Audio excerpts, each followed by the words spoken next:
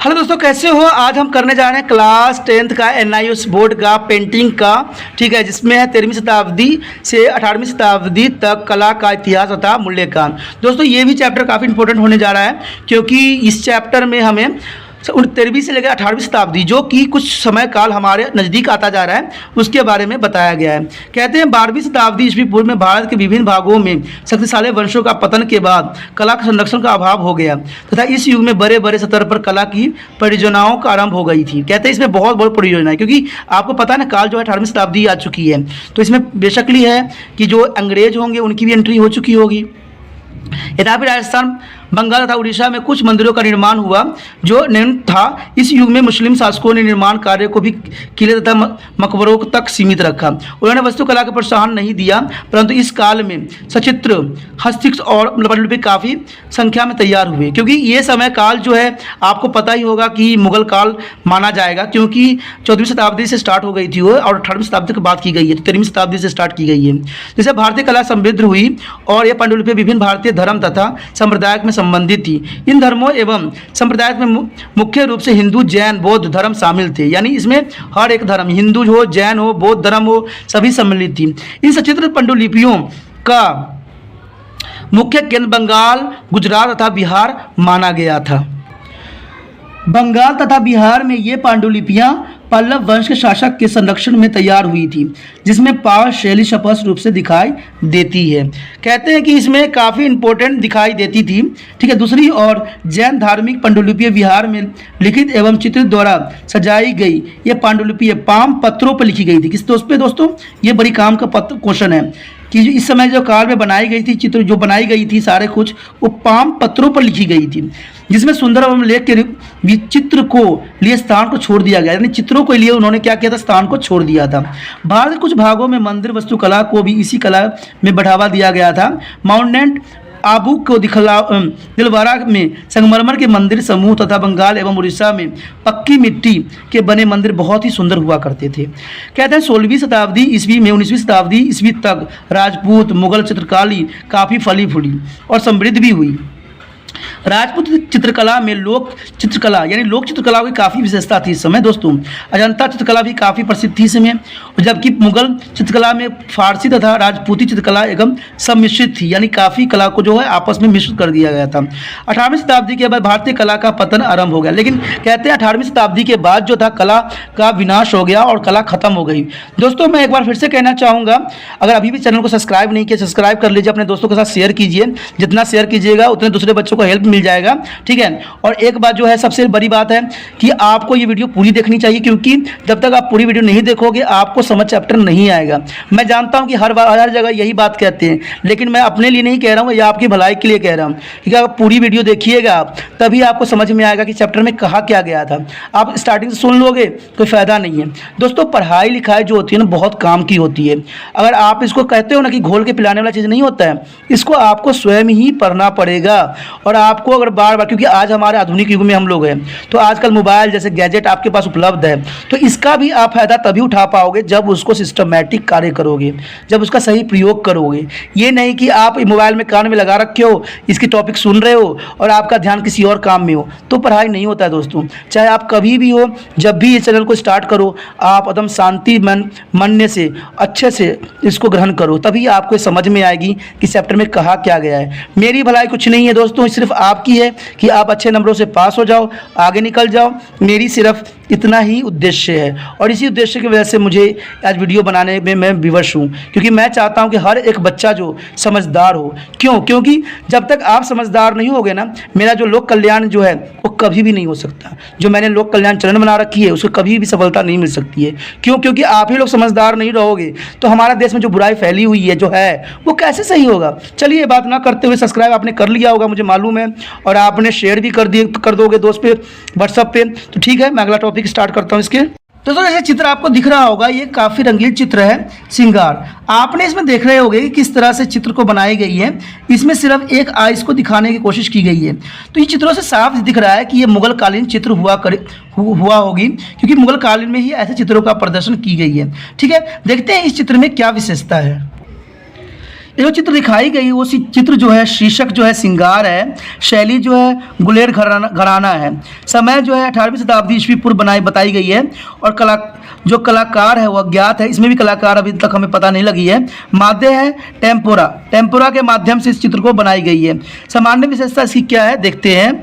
कंगार घाटी के निकट गुलेर नामक छोटा सा राज्य है, ठीक है, आपको राज्य का पता नाम होना चाहिए।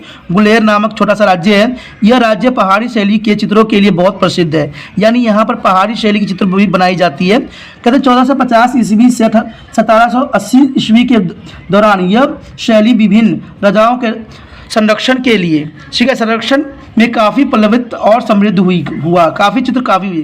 गुलेर लघु चित्रकला विकास के विभिन्न चरणों के पार करती हुई पलवती हुई। इस पर लोक कला तथा मुगलों की विभिन्न चरणों को पार करती हुई पल्लवित हुई। इस पर लोक कला काफ़ी बनी। लघु चित्र शैली का प्रभाव भी इसमें देखने को मिलता है, यानी लघु चित्र भी इसमें है। 18वीं शताब्दी ईस्वी में सुनहरे चित्रकला अपनी प्रवृत्त अवस्था तक पहुँच चुकी थी। कुछ विद्वानों का यह मानना था कि 18वीं शताब्दी ईस्वी में गुलेर चित्रकला काफ़ी प्रवृत्त हुई अवस्था पहुंच चुकी थी। इस विद्वान के मंत्रानुसार पहाड़ी शैली का मूल्य गुलेर में था, जिसमें कई अन्य पहाड़ी शैली जैसे कांगड़ा को प्रभावित किया गया। गुलेर चित्रों की प्रमाणिक विशेषता पौराणिक कृष्ण तथा राधा की प्रेम कथा के ऊपर आधारित थी। यह प्रेम कथा आज तक दिव्य प्रेम की जीवित प्रतीक के रूप में मानी जाती है। गुलेर चित्रकला में रामायण तथा महाभारत की कहानियों को दर्शाया गया है। इस कहानी के शाही चित्रों तथा राजा महाराजा के दृश्यों को दर्शाया गया है। श्रृंगार विशिष्ट राजपूती चित्रकला का एक उत्कृष्ट उदाहरण है। एक दुल्हन को विवाह के लिए सजाया जा रहा है। आप चित्र में देखिएगा कि एक दुल्हन को विवाह के लिए सजाया जा रहा है। यह आकृति वास्तुकला की चौखट में समन्वय और संतुलन के साथ बनाई गई है। इस चित्र के अगर भाग में एक नौकरानी चंदन का लेप तैयार कर रही है, दूसरी नौकरानी दुल्हन के पैरों में पायल पहना रही है। और इस चित्र में दो और आकृति खड़ी दिखाई गई है, जिसमें एक आईना लेकर खड़ी है तथा दूसरे फूलों की माला बना रही है। एक महिला स्त्री किसी सहायिका के सहयोग के दुल्हन के बाल संवार रही है तथा एक बुजुर्ग महिला इस सारे क्रियाकलाप को निरीक्षण कर रहा है। जैसे कि आपको पता है कि इस समय जब मुगलकालीन थी तो उस समय ऐसा ही दृश्य देखने को मिलता था और स्त्रियों को सजाया जाता था। कलाकार के दुल्हन के सजाने की लौकिकता और भंगित्व का दर्शनीय चित्रण किया गया है। उसकी जो भाव भंगिमा को प्रदर्शन की कलाकार की कला का उत्कृष्ट दर्शाता है, यानी कलाकार ने इसको बहुत ही सुगमता के साथ इसको दिखाने की कोशिश किया है। संवेदनशील चेहरे और सौम्य व्यवहार तथा रंगों का कोमल मिश्रण गुलेर शैली की विशेषता है, यानी गुलेर शैली में इसी तरह की विशेषता को दर्शाने की कोशिश किया है चित्रकार। इस चित्रकला जो है जैन लघु चित्र माना गया है। इस चित्र भी मुगल कालीन ही था, लेकिन इस चित्र की अपनी एक विशेषता थी। क्या विशेषता थी, चलो देखते हैं इसमें विशेषता क्या थी। ये जो चित्रकला है जैन लघु चित्र, इसका शीर्षक जो है कल्प सूत्र है। कलाकार जो है अज्ञात है। इसमें शैली जो है जैन पांडुलिपि चित्र है, पांडुलिपि चित्र बनाई गई है। समय जो है 15वीं शताब्दी ईस्वी है। मध्य है पाम की पत्तियों पर टेम्परो, ये माध्यम है बनाने की। ठीक है दोस्तों, ये जो पाम की पत्तियों पर टेम्परो बनाई गई है एक पद्धति है बनाने का तकनीक है, क्योंकि आज तो आप पेंटिंग बनाते हो उस पर कागजों पर, लेकिन उस समय पाम की पत्तियों पर ही बनाई जाती थी। ठीक है, ये चित्र जो है जैन लघु चित्र बहुत काफ़ी इंपॉर्टेंट माना गया है आपके बोर्ड एग्जाम के लिए। ठीक है, तो बहुत जल्द आप इसको तैयारी भी ढंग से कर लीजिए, क्योंकि बोर्ड एग्जाम कोई दूर नहीं होता। ठीक है, इसमें देखिए क्या बताया गया है कि पूरे भारत में 17वीं शताब्दी ईस्वी में आरंभ होकर 10वीं शताब्दी और 15वीं शताब्दी तक जैन लघु चित्र का विकास हुआ। तो ये 15वीं और 10वीं शताब्दी में ही जैन चित्रों का निर्माण हुआ। ठीक है, जैन धर्म ग्रंथ जैसे कलाकराचार्य कथा और कल्पसूत्र, ठीक है, को परशुनाथ और नेमिनाथ, शंभरनाथ तथा अन्य तीर्थकों के चित्रों के सजाया गया था। यानी इन जो व्यक्ति का नाम है उन्होंने काफ़ी इस पर अपना काम किया था। अधिकांश जैन लघु चित्र 10वीं शताब्दी में बनाए गए थे। इन चित्रों का मुख्य केंद्र पंजाब माना गया है, बंगाल, उड़ीसा, गुजरात तथा राजस्थान माना गया है। दोस्तों ये क्षेत्र जो थे काफ़ी चित्रकला के लिए काफ़ी प्रसिद्ध थी और काफ़ी इसमें चित्रों की विशेषताओं के बारे में जाना गया है। ये पांडुलिपियाँ प्रमुख रूप से पाम पत्रों पर लिखी गई थी। पाम पत्र पे इसको बनाया जाता था, इसलिए चित्र भी इन्हीं पांडुलिपियों के साथ ही बनाए गए थे। चित्रों में प्रयुक्त रंग आसपास में उपलब्ध रंगों से बनाए जाते थे, यानी जो इनकी रंग हुआ करती थी दोस्तों वो अलग नहीं हुआ करती थी, वो उसी आसपास जो मिलती थी उन्हीं रंगों से इनको बनाया जाता था। लाल रंग तथा पीले रंगों का प्रयोग विशेष रूप से किया गया है इस चित्र में। इन चित्रों के साथ साथ स्वर्ण तथा रजत रंगों का भी प्रयोग किया गया है। इन चित्रों में मानवीय आकृति कुछ विशेषताओं को दर्शाती है। इन व्यक्तियों के चेहरे रूपरेखा के रूप में, जिसमें उनकी आंखों का सामान्य का दृश्य दिखाई गया है। यानी आंखों, इस कला में आपको मैंने पहले ही कह दिया था कि आंखों का सामने का दृश्य ही दिखाया गया है हर जगह। इसी कारण इनकी एक आंखें चेहरे की रूपरेखा के दूर बाहर की ओर दिखाई देती है। आकृति के मुख्य भाग भी अग्रभाग की ओर ही होते हैं, इसलिए आकृति में बहुत गहने जो है रात पहने दिखाए गए हैं। इन चित्रों में रेखा के विशेष महत्व को दर्शाया गया है। कल्पसूत्र क्या है? जैन धर्म की विविधाओं की पुस्तक में एक चित्र है। इस चित्र का समस्त स्थान कुछ आयतों और चरकोरों में बांट दिया गया है। पुरुष, स्त्रियों तथा पशुओं का चित्रण लाल रंग के पृष्ठभूमि में किया गया है। पीले रंग के प्रत्येक खंड को दिखाया गया है इसमें, और प्रत्येक खंड में कल्पसूत्र की कहानी को अलग अलग कथाक्रम वर्णित की गई है। स्वर्ण तथा समुद्री रंग के कीमती पत्थरों का प्रयोग भी इसमें किया गया है। यह शैली पूरी तरह से लोक शैली पर केंद्रित है, जहां आकार में चपटापन और अव्यक्त रूप दिखाया गया है। इसके बावजूद कलाकार की वस्तुकला के प्रतिमानों तथा कपड़ों की अभिव्यक्ता का आकलन विशेष रूप से दिलचस्प है। यानी जो इसको कल्पना दी गई है और इनके कपड़े को जो बनाया गया, प्रतिमान बनाई गई है, वो इसकी काफ़ी विशेषताओं को दर्शाती है। प्रभावकारी रेखा तथा शरीर की रेखाओं का, बिंदुओं का प्रयोग इन चित्रों की सौंदर्य को बढ़ा देता है, क्योंकि इसको रेखाओं में बनाई गई है, इसलिए ये चित्र जो है काफ़ी विशेष होती है। इसमें कुछ चित्र क्वेश्चन भी दी गई है। जैन चित्रकला का विकास कब हुआ, जैन लघु चित्र के बारे में बताइए। तो ये क्वेश्चन भी आपके एग्जाम के व्यू से काफ़ी इंपॉर्टेंट बन जाता है, तो आप इन क्वेश्चनों को छोड़िएगा नहीं, क्योंकि इन्हीं क्वेश्चन एग्जाम में आएंगे एक एक मार्क्स के, जो आपके लिए फायदेमंद होगा। क्योंकि ये 30 मार्क्स का ही एग्जाम होता है दोस्तों, अधिक मार्क्स का नहीं होता है, इसलिए छोटे छोटे क्वेश्चन ही अधिक बनते हैं। लघु क्वेश्चन जो होंगे बहुत ही बनेंगे, बट जो दीर्घ क्वेश्चन होंगे वो आपके दो ही 3 पूछे जाएंगे। इसलिए आप छोटे क्वेश्चन पर अधिक फोकस कीजिए, क्योंकि उससे काफ़ी आपको फायदा होगा। अगर ये टॉपिक समझ लेते हैं तो आप लघु क्वेश्चन भी कर सकते हो आसानी से। अगला जो चित्र हमारा है वो आप देख रहे होंगे रासलीला। आप देख रहे होंगे कि इसमें रासलीला की एक दृश्य बनाई गई है, जिसे कृष्ण ने खेला था। इसमें देख रहे होंगे सारे जो है बीच में शायद कृष्ण को दर्शाया गया है, और चारों तरफ जो गोपियां हैं वो नृत्य करती हुई दिखाई गई है हर जगह। तो ये जो है एक रासलीला है, ठीक है। इस रासलीला के बारे में और क्या जानकारी है हम देखते हैं। इसमें रासलीला चित्र में ये दिखाने की कोशिश किया गया है कि जिसका शीर्षक क्या है, विष्णुपुरम टेराकोटा में प्राप्त हुई है, शीर्षक इसका ये नाम दिया गया है। कलाकार जो अज्ञात है, कलाकार के बारे में कोई इन्फॉर्मेशन नहीं हमें पास उपलब्ध है। उपलब्धियों का स्थान का पश्चिम बंगाल के विष्णुपुरम में पंचपुरा मंदिर में भी प्राप्त हुआ है। समय जो है 17वीं शताब्दी के आसपास माना गया है। माध्यम क्या है, पक्की मिट्टी की टाइल से बनाई गई है, पक्की मिट्टी से बनाई गई है इस चित्र को, ये बात ध्यान देने वाला है इसमें। इसकी विशेषता यही कहती है कि पश्चिमी बंगाल में विष्णुपुरम नामक का छोटा सा एक शहर कस्बा है। किसी समय में यह वकुरम जिले की शासक की राजधानी हुआ करती थी, जहाँ छोटे छोटे कई मंदिर हैं जिनकी पक्की मिट्टी की टाइल से सजाया गया है। यह टेराकोटा का कला और 18वीं शताब्दी से 19वीं शताब्दी ईस्वी की विभिन्न संस्कृतियों का शीर्षक धारणाओं को प्रतिबिंबित करती है। अधिकांश मंदिर या तो शिव जी का या विष्णु जी की। देखिए इसमें बहुत इंपॉर्टेंट बात ये बताई जाती है कि इसमें शिव जी की बहुत सी मूर्ति है और विष्णु जी की समर्पित बहुत सी मूर्तियाँ हैं। इस पक्की मिट्टी की टाइल्स पर उभरी हुई विशेष वस्तु विभिन्न धार्मिक प्रथाओं को प्रतिबिंबित करती है, यानी काफ़ी धर्मों को प्रतिबिंबित करती है। शिव दुर्गा को उभरी हुई विशेष वस्तु विभिन्न धार्मिक स्थानों को प्रतिबिंबित करती है। तो कहते हैं राधा कृष्ण की आकृति के रामायण और महाभारत के पात्रों के साथ दिखाया गया है, यानी राधा कृष्ण के जो चित्र है, शिव दुर्गा का है, उनको महाभारत और रामायण के जो पात्र हैं उनके साथ दिखाया गया है। कलाकार के समकालीन समाजी जीवन को दर्शाने का पुण्य प्रयास किया। देखिए इस चित्र में कलाकार ने यह दर्शाने की कोशिश किया है कि उस समय जो सामाजिक जीवन जो होती थी किस प्रकार की होती थी, और मानव, पशु तथा चिड़ियाओं के जीवन संबंधी विभिन्न विषयों पर चित्रित किया गया है। उन्होंने जीव जंतु को भी साथ में लिया है। देखिए दोस्तों, किसी भी काल के लिए, किसी सभ्यता के लिए जीव जंतु जो है बहुत ही इंपॉर्टेंट होते हैं, ठीक है। हम बेशक उनके संरक्षण नहीं करते हैं, लेकिन वो मानव के अस्तित्व है। अगर मानव तभी तक जीवित है जब तक ये जीव जंतु का अस्तित्व बना हुआ है। अगर इनका अस्तित्व नहीं रहेगा तो शायद इनका भी जीवन संभव नहीं है।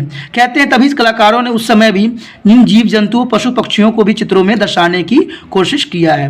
मंदिर वास्तुकला बंगाल की झोपड़ी, ठीक है, बंगाल की झोपड़ी प्रकार की 1 मंजिलों तथा 2 मंजिला डिजाइन पर आधारित होती थी, ठीक है। दीवारों को पक्की मिट्टी की छोटी टाइल से सजाया गया था। ये टाइल दीवारों पर मिट्टी गारों से चिपका दी गए थे। ये चूने की स्टाइलो जैसी खाते में बनाई गई थी। ठीक है। इसके आगे में तापकर पक्की मिट्टी को बनाया, यानी इसको क्या करते थे, जो कच्ची मिट्टी होती थी उनको तपाकर फिर इसको बनाया करते थे वो लोग। रासलीला में राधा कृष्ण के दिव्य प्रेम के उनकी साथी गोपियों तथा गोपियों के स्निग्ध में दर्शाया गया, यानी सारे के सारे ध्यान मगन है। आपने देखा होगा टीवी सीरियल जिसमें रासलीला कृष्ण करने जाते हैं और उस समय सभी को ज्ञान प्राप्त होता है, उसी समय के दृश्य को ये दिखाया गया है जहाँ पर सभी गोपियों को कृष्ण प्राप्त हो जाते हैं। इस सुंदर फलक का एक चौकारों स्थान पर 3 गोलों को केंद्रित पर संयोजन किया गया है। इन तीनों गोलों के बीच के गोले में एक गोपी के साथ राधा कृष्ण की आकृति दिखाया गया है। मैंने जैसे बताया था कि आप देखोगे जब कृष्ण सभी गोपियों के साथ, जब भी सभी गोपियों की इच्छा पूरा करते हैं तो कुछ इसी तरह की दृश्य बनती है। शेष 2 गोले में कुछ आकृतियां एक दूसरे के हाथ पकड़े दिखाई गए हैं। चौकोर के चारों ओर कोने में मानव, पशु, पक्षी तथा चिड़ियाओं का आकृति भी दर्शाया गया है। कहते हैं जब कृष्ण रासलीला कर रहे थे ना तो उस समय पशु, पक्षी, जीव जंतु भी उनको दृश्य को देखने के लिए उनके पास प्रस्तुत हुए थे। तो दोस्तों ये चित्र काफी इंपॉर्टेंट मानी जाती है, क्योंकि ये जो है आपको पता ही, तो आपने जो है फिल्मों में भी देखा होगा, टीवी सीरियल में भी देखा होगा। ठीक है, आगे जो है इसका निष्कर्ष निकलता है, हम देखते हैं। देखिए दोस्तों, जैसा कि आपने इस चित्र में सब में देखा है, इस चित्र में यही विशेषता है कि आपका ये जो चित्र है जितने भी, वो हमारा जो था अकबर के टाइम से बनाया गया था, क्योंकि इस समय जो है अकबर भी इसी प्रकार के चित्र हमें देखने को मिलती है। ठीक है, कहते हैं कि संरक्षण के अभाव के कला का विकास का अवश्य प्रभावित होता है, परंतु इसके कलाकार की सृजनात्मक में कमी नहीं आती है। 12वीं शताब्दी में से 18वीं शताब्दी तक कला स्थिति में ही सिद्ध करती है। ठीक है, यानी ये सिद्ध करती है कि कला जो होती है सभी के इंपॉर्टेंट है। देखिए दोस्तों, कला जो होती है किसी धर्म के रिगार्डिंग नहीं होती, कला तो हर के लिए इंपॉर्टेंट होती है। इस काल में कला शैली में काफी परिवर्तन हुए, परिणाम स्वरूप इस काल में कला चित्र का आकार जैन, बौद्ध और हिंदू पांडुलिपियों के चित्रों की तरफ छोटा, ठीक है, पांडुलिपियों चित्रों की छोटा हो गया है। राजपूत तथा मुगल कलाकृतियों का आकार में छोटा है। ठीक है, कलाकार छोटे होते हुए भी सौंदर्य और तकनीकी दृष्टि से इन चित्रों का स्तर काफी ऊंचा रखा है। देखिए, कलाकार ने उस समय जो चित्र बनाया है उन्होंने काफी इसमें विशेषताओं को बनाया है और इन्होंने ये दर्शाने की कोशिश किया है कि उस समय किस प्रकार के दृश्य जो थी हुआ करती थी। ठीक है, लघु चित्रों के साथ साथ भारत में पूर्व भागों में टेराकोटा की बनी उच्चवर्ती कृतियां विशेष रूप से पश्चिम बंगाल में बहुत लोकप्रिय हुई। बहुत से मंदिर इन टाइलों से सजाए गए थे। आपको पता है कि पुराने समय में टाइलों से सजाने का पद्धति बहुत विशेष थी।